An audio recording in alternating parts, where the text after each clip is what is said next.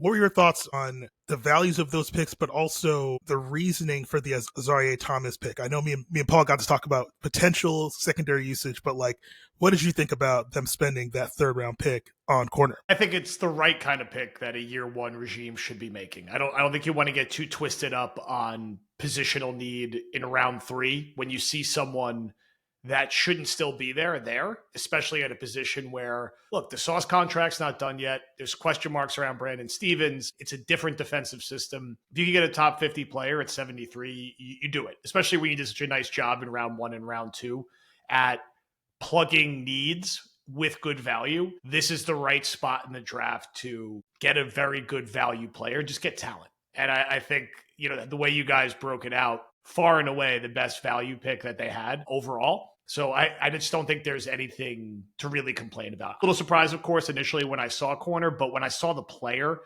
and saw how you guys had ranked him and remember how you guys had discussed him, the player, the person, I was like, this makes a ton of sense. And I do really think that, and I think a lot of us feel this way, this guy will probably be starting by the end of the season, one way or another. And if it's not this season, it'll be next season. And I don't see a world that this is a pick that we ultimately have a problem with. And he's kind of like a pivot pick because I think at a minimum, Menbu and Taylor will be good starters. Maybe not great, maybe not all pros, maybe not the greatest draft picks in Jets history, but I feel like we're going to be like, all right, they got 2 good starters for their offense for the next few years here.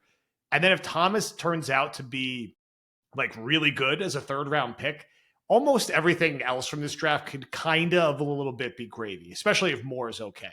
You're never going to go 7 for 7. You're never even really going to go 5 for 7. So maybe we're wrong about the 3 picks. None of us like that much. And those guys are pretty good, or one of them are pretty good.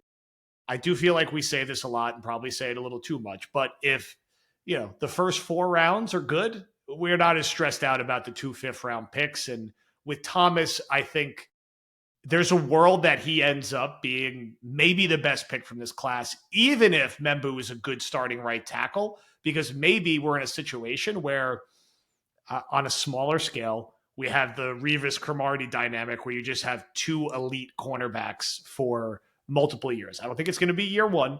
I don't think he's going to walk in as a round 3 rookie and be awesome right away. But is there a point where it's the middle of 2026 and you're like, wow, the Jets have these 2 long athletic freaks at corners and nobody can throw on them. So that I like the pick and I've liked it more with each passing day. So I'm happy they did it. And thank God, because the value swing on that, like, because when you go through the first 3 rounds, you're like, wow, they're in the plus. And then